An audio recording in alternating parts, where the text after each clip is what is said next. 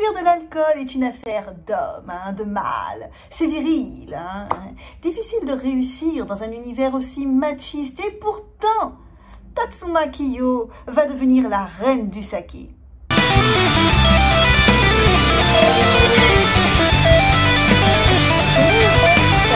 Il y a fort longtemps, durant l'ère Edo, la région de Nishinomiya distillait la joie dans l'Empire. Comprenez par là qu'elle produisait le saké. Et de nombreuses familles y prospéraient, dont les Tatsuma.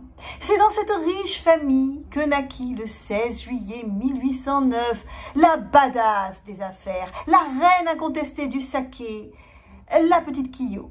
Seul enfant de son père, Kiyo-chan plongea très tôt dans l'univers de l'alcool. Alors non pas en tombant dans des barils de saké, mais en les lavant à la rivière et en observant les employés. À l'époque, la succession se faisait selon la loi du patriarcat. Le père lègue au fils aîné. Et la fille, elle se contente d'épauler son mari discrètement dans les affaires. Voilà. Bon. Mais comme la loi est bien faite, il y a la possibilité d'adopter un gendre.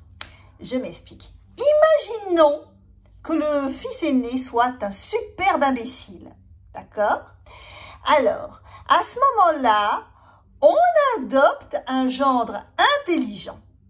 Mais comme celui-ci ne joue pas à domicile et que, pour ma foi, il n'a pas beaucoup d'alliés dans cette nouvelle famille, à l'exception de sa jeune épouse, eh bien, il devient un gentil pantin et c'est la fille qui manie discrètement les ficelles. Voilà, tout le monde est content. Kiyo étant le seul enfant, elle épouse le fils d'une riche famille de distilleurs en 1842. Ils auront 12 enfants, donc elle en profite pour introduire de nouvelles méthodes de production plus efficaces. Bon. Il est évident qu'elle ne sera jamais à la tête de la distillerie puisqu'à la mort de son mari, eh bien, c'est leur fils aîné qui hérite, mais tout le monde sait qui gère réellement la boutique. En tant que femme, elle ne peut travailler ni à la production, les femmes sont jugées impures, ni derrière le comptoir dans le magasin, et encore moins se présenter à la table des négociations. Donc il lui faut un bras droit, un homme. Son regard se pose sur le jeune garçon de cuisine. 13 ans, c'est malléable. Alors elle le forme correctement, et pour bien faire des choses, le rebaptise Tatsuo Nosuke. Comme ça, il n'oublie pas à quelle famille il appartient. Pour agrandir sa zone d'influence, elle utilise la bonne vieille stratégie du mariage. Elle marie ses filles à de grandes familles et fait de ses fils des gendres tout à fait respectables, mais pas du tout influençables. Elle crée ainsi des branches secondaires de la famille, comprenez par là des succursales. Or, plus une entreprise a de ramifications, plus elle est puissante et plus on a envie de travailler avec elle. L'argent appelle l'argent, c'est connu.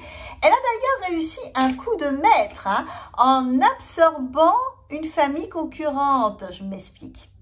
Elle a adopté un gendre qui n'est autre que l'héritier direct d'une autre distillerie et elle l'a poussé à créer une branche secondaire à son nom à elle et il a ainsi absorbé l'autre distillerie. Voilà. Sa marque de saké, Hakushika, conquiert l'archipel.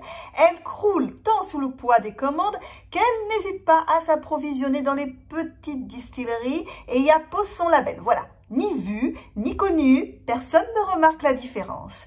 Maline, elle diversifie ses activités, donc flotte commerciale, banque, tout le monde lui emprunte, même les autres distilleries. Et d'ailleurs, elle n'a pas froid aux yeux, parce que là où tout autre fidèle donnerait de l'or au temple, elle le leur prête, oui.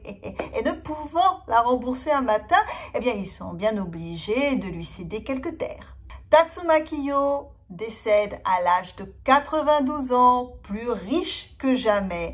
Son bras droit, souvenez-vous, Tatsuo Nosuke, la rejoint 2 ans plus tard. Le saké Hakushika reste l'un des plus célèbres jusqu'à ce jour.